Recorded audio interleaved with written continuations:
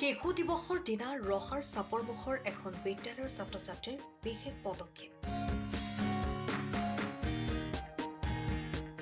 অংকুৰৰ পৰা 10 শ্ৰেণীৰ ছাত্ৰ-ছাত্ৰীসকলে হাতে লিখা 10খনকৈ আলোচনী উন্মোচন।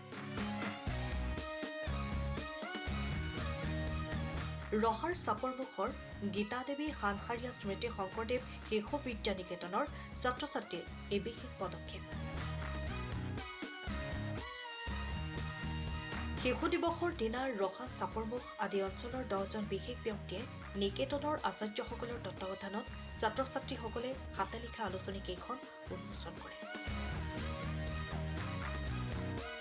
শিশু দিৱসৰ লগত সংগতি ৰাখি নিকেতনৰ ছাত্ৰ-ছাত্ৰীসকলে খোলবাদন, বৰগীত আদি পৰিৱেশন কৰাৰ লগতে গ্ৰন্থ প্ৰদৰ্শন, চিত্ৰ প্ৰদৰ্শনী আদি অনুষ্ঠানো অনুষ্ঠিত কৰে।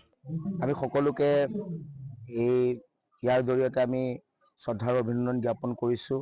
আজি এটা শুভ দিন, আজি শিশু দিৱস।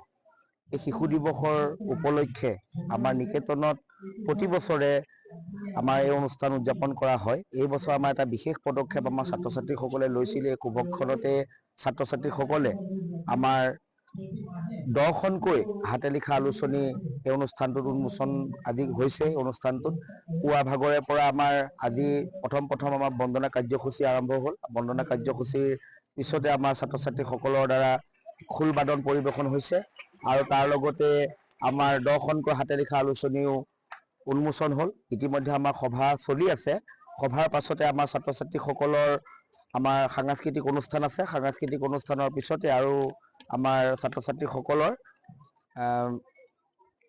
চিত্ৰ প্ৰদৰ্শনী এটা হৈছিলে, চিত্ৰ প্ৰদৰ্শনী আছে। তাৰ লগতে আমাৰ গ্ৰন্থ প্ৰদৰ্শনী আছে আৰু সকলো ছাত্ৰ ছাত্ৰীয়ে অশেষ কষ্ট আৰু চেষ্টাৰে এই হাতে লিখা আলোচনীখিনিত যিখিনি কৰিলে, মানে খুব সুন্দৰভাৱে ছাত্ৰ ছাত্ৰীসকলে এই হাতে লিখা আলোচনীখিনি প্ৰস্তুত কৰিছে। আমি এই ছাত্ৰ ছাত্ৰীসকলৰ এই প্ৰশংসনীয় পদক্ষেপ আমি সঁচাকৈ আমি আনন্দিত হৈছোঁ। আশা কৰিছোঁ ছাত্ৰ ছাত্ৰীসকলে ভৱিষ্যতলৈ আৰু ইয়াতকৈ উন্নত মানৰ আলোচনী তেওঁলোকে প্ৰস্তুত কৰিব বুলি আমি সকলোৱে আশাবাদী। আৰু আজি খুব সুন্দৰকৈ পুৱা ভাগৰে পৰা আমাৰ কাৰ্যসূচী চলি আছে আৰু কাৰ্যসূচী আছে।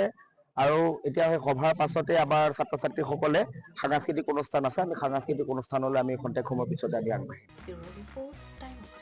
সময়ৰ খবৰ সময়ত পাবলৈ ফ'ল' কৰক টাইম অফ আছা।